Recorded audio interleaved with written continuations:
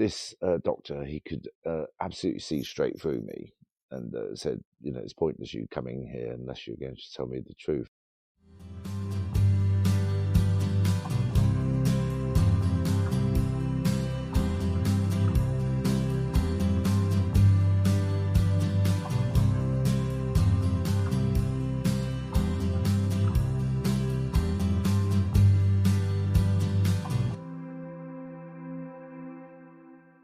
Hello, and welcome back to another episode of Live Through That, the podcast where influential artists of the 80s and 90s talk to us about a pivotal moment in their lives. I'm your host, Mike Hipple, and we're continuing a month of stories from artists that performed at 2023's Cruel World Festival. This week, I'm pleased to welcome Mick Conroy from the beloved band Modern English onto the show. They have a bona fide classic with I Melt With You and 8 albums under their belt, including the 1-2 punch of their debut album, Mesh and Lace, and its follow-up, After the Snow.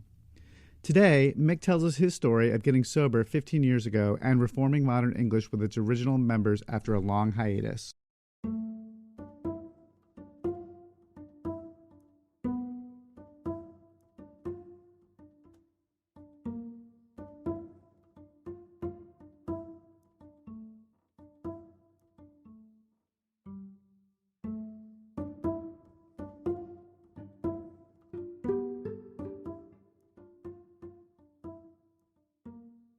The most pivotal thing in my life was 15 years ago. Just a few. It was my anniversary was when I stopped drinking, and then my entire life did change. I mean, you could say that was pivotal. I mean, it's like the old joke is that when your doctor thinks that you drink too much, you've got a serious problem. If you drink more than your doctor does. Before we go too far down that road, though, let's go back to Mick's early days with Modern English.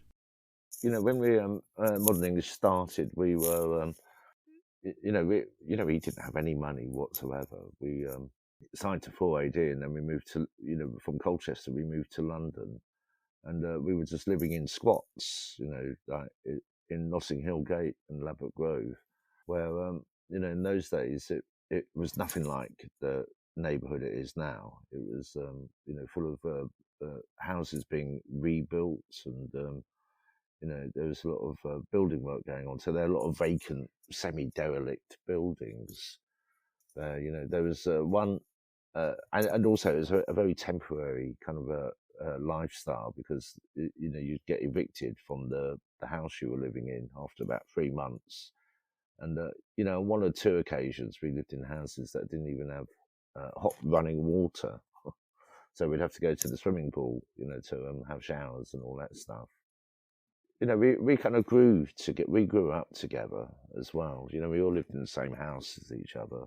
And even up until the third album, we were still sharing. We were like the monkeys. We still lived in the same house in London. So, we all knew each other inside and out. And it was things that kind of, when Modern English started to have some kind of success in America, it was a different world for us. We were kind of offered so much, and it was every night there was, we played a concert and there was a rider backstage, and Temptations were laid out there in front of us.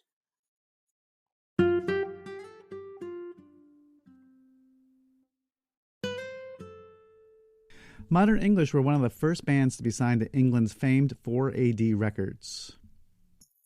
Yeah. We it was Ivo and Peter Kent. They signed up Rima, who did that amazing song EP "Wheeling the Roses," but they split up before the record came out, and then they signed up Bauhaus, and then us. So it was initially they only had 2 bands. It was us and Bauhaus. Ivo and Peter Kent, they had they must have had really bizarre taste in music, because they saw things that in the bands that they signed, that that they nurtured all of the groups. It's like, in this day and age, if you or not even this day and age, but not so long ago, if your first album was didn't really do very well, there'd be questions would be asked, Whereas at 4AD, you were allowed to just carry on and develop in whichever way you wanted to. And Peter left to start Situation 2 with the Associates and Gene Loves Jezebel, various other bands. But Ivo, he let people do what they want, really. As long as he kind of liked what we were doing, he was happy.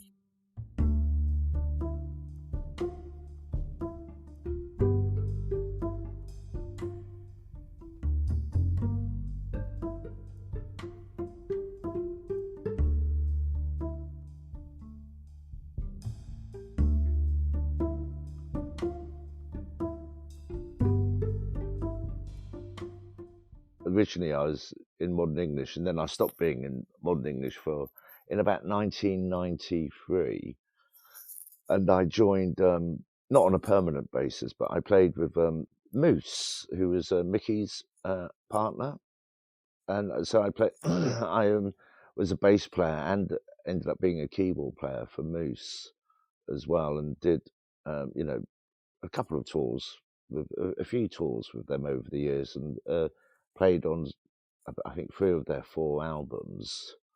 And I was also the keyboard player in Stereo Lab when they first started playing live. And but I guess it was good fun being in these bands, but purely because I didn't have to really contribute too much in the songwriting department. I was just doing studio work and playing live, and it was almost a bit like a Roman holiday for me. And then I I wasn't a member of Modern English, and then I as I was only a temporary member of the other bands, I ended up finding myself I had a lot more time on my hands, and to kind of like do what my own thing, and basically I stopped pretty much completely playing music, or I was just turned into a non I guess a non-functioning alcoholic and a non-functioning musician at the same time. I just stopped playing music, basically. I didn't play any of my own stuff. I didn't write anything. I didn't play with any other bands, and I just was just kind of aimless for a decade or so, and just almost became a recluse as well, almost like a hermit, but in his own home.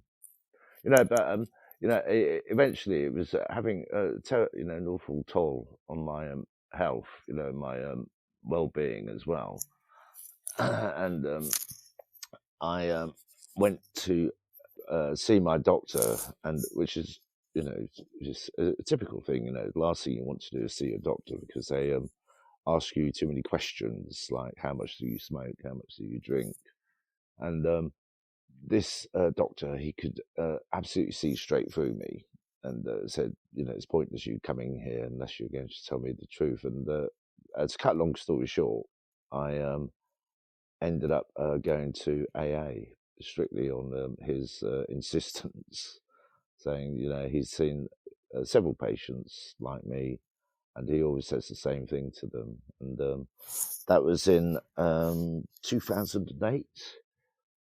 And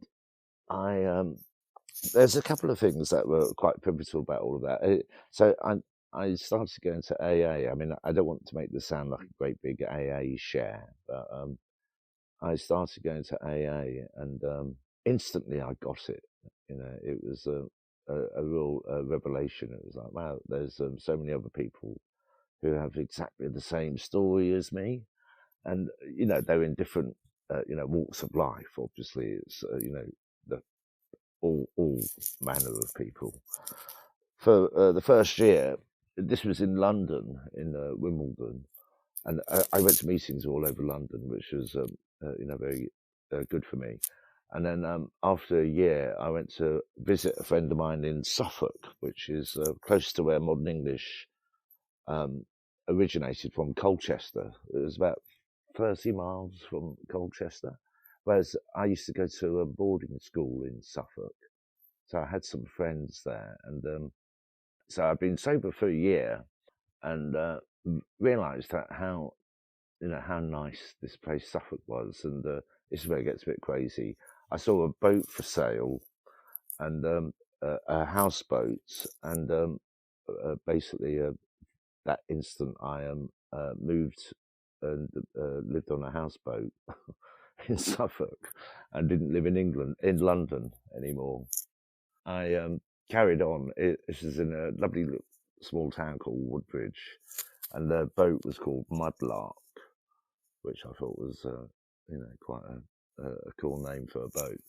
And Robbie, who I hadn't seen, Robbie, the singer from Modern English, I hadn't seen or spoken to him for about 8 years, and he lives in Thailand for half of the year, but a place called Albury for the other part of the year. He kind of flits between the two, and I sent Rob an email with a picture of my boat, which must have been a bit of a shock to him. I said, we're almost neighbours. The town that he lives in is about 15 miles away from where I bought this boat. And so, Robbie he knew that I'd some serious issues in my own personal life. And but obviously, the fact that I was reaching out to him meant that I'd most likely stop drinking as well.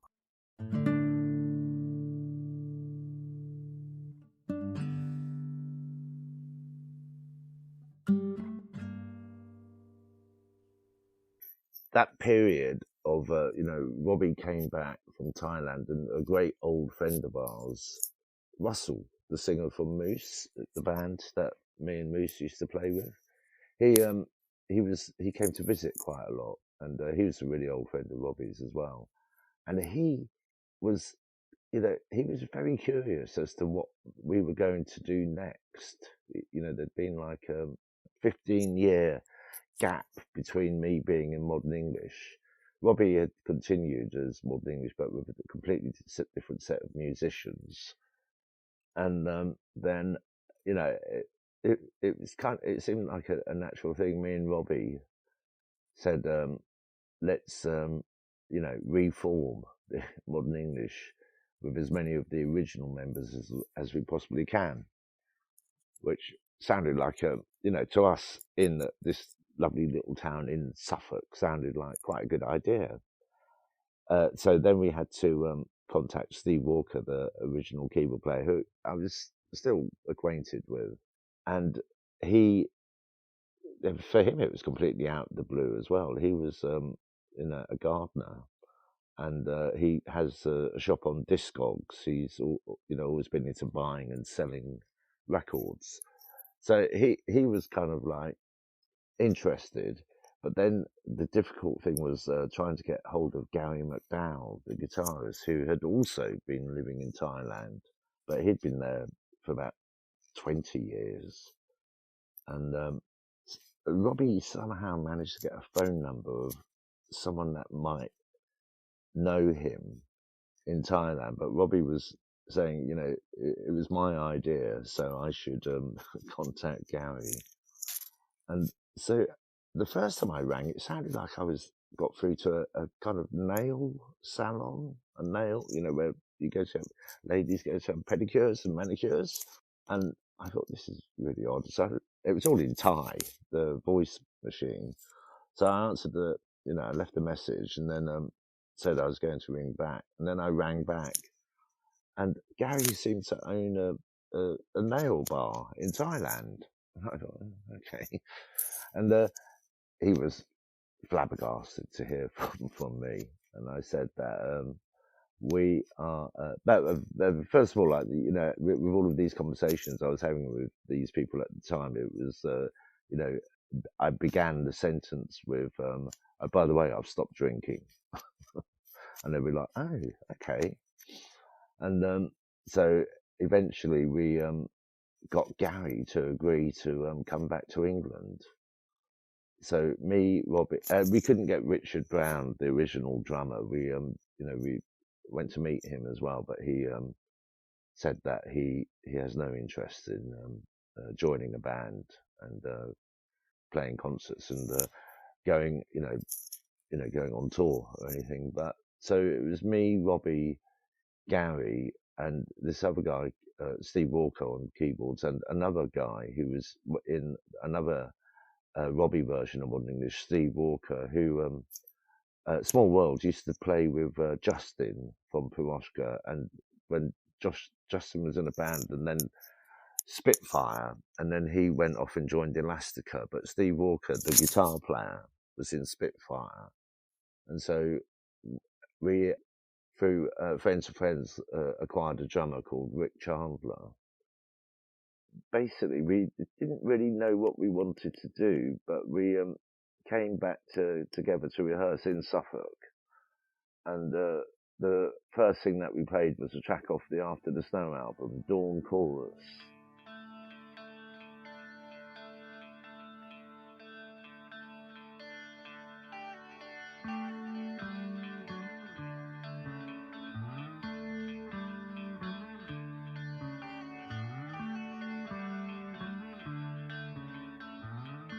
And there's this part where there was always two guitar parts. Gary just overdubbed it. And when Gary came in, that was the first thing that he actually played. And it was instantly, everyone in the room was a bit like, it's an old cliche, how people haven't played music together for so long. And they straight away, they remember how it felt when they were 21 or 20, when they were writing and playing these songs together, like 37 odd years, 20 odd years ago. That was when we thought, okay, we're going to, we are now modern English again after an extremely long period of not even, talking to each other. So that was something that, I could completely put down to that moment when I went to my first AA meeting. I didn't really expect that to happen so quickly. People always say in AA, don't do anything crazy for a year, just go to meetings. So as soon as my first year was, being sober for a year, I moved, lived on a boat, which was quite a change. And then, within about another 9 months, I'd reformed my old band.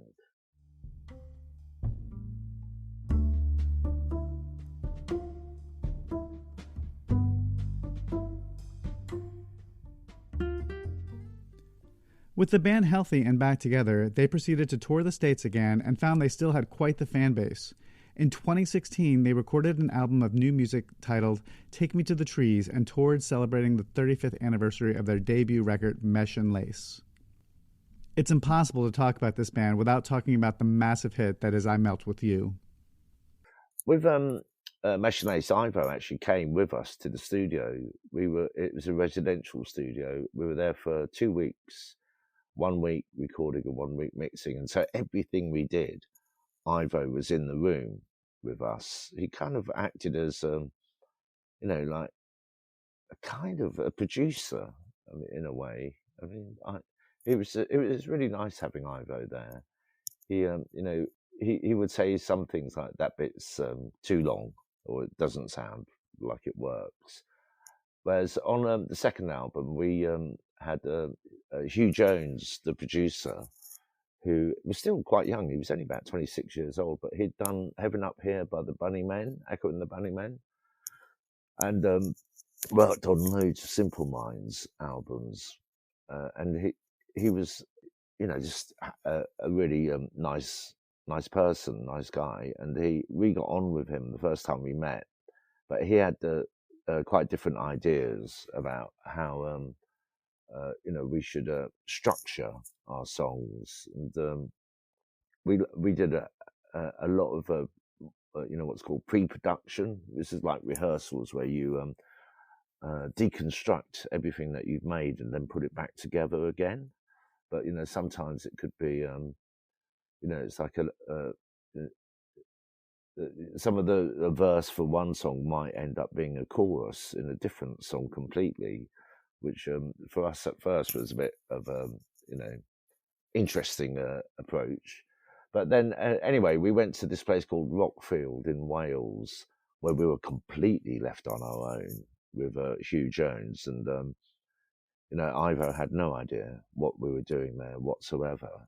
He might have heard one or two of the demos that we'd done in pre-production, but I don't remember him commenting on anything. But when we got back, I took the cassette tape of what we'd made in Wales to Ivo and played it to him, and he was definitely a bit shocked by it all. And he, in particular, I Melt With You. I mean, before we went into the studio, we were like this noisy, doomy, gloomy type band with, punk rock tendencies, and Ivo, he definitely said that, it's almost like, oh my God, you've turned into the Birds. Because there's 12-string guitars and the flutes and stuff like that. But I don't even know if Ivo would remember this. But then me and Ivo got in his car and we listened to it driving around, and we went to see the Modern English Agent and played it to him, and he instantly said, "I love it. I think it's great."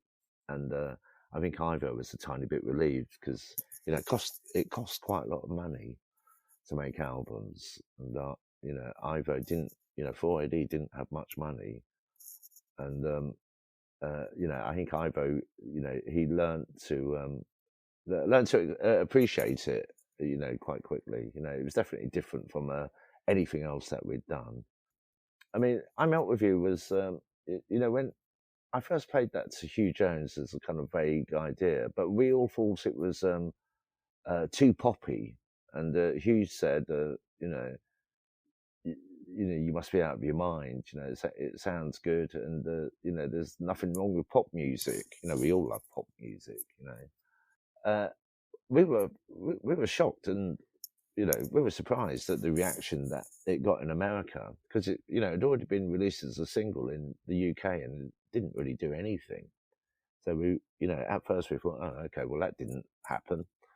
And then in America, it, became, it was on MTV and college radio and stuff like that. But, now it's much more famous than the band. People know I Melt With You, and there's a really good chance that they haven't got a clue who Modern English are. It's the song has gone off and done its own thing. It's used in countless TV shows and films and adverts, commercials on television as well. It's just kind of like it's ingrained itself into the American psyche of music in a way. People know it, that song, but they don't know who sang it or who played it.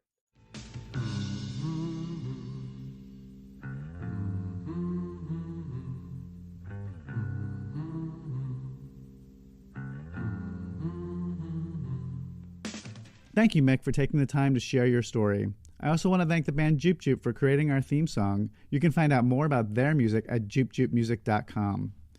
And a friendly reminder that you can also buy my book on 80s musicians and where they are today, 80s Redux, and its sequel on 90s artists, Live Through That, wherever you buy your books.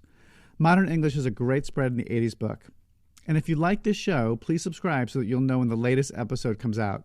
You can also follow me on Twitter and Facebook at Mike Hipple Photo, all one word. Thanks for listening, and we'll have more stories in the coming weeks.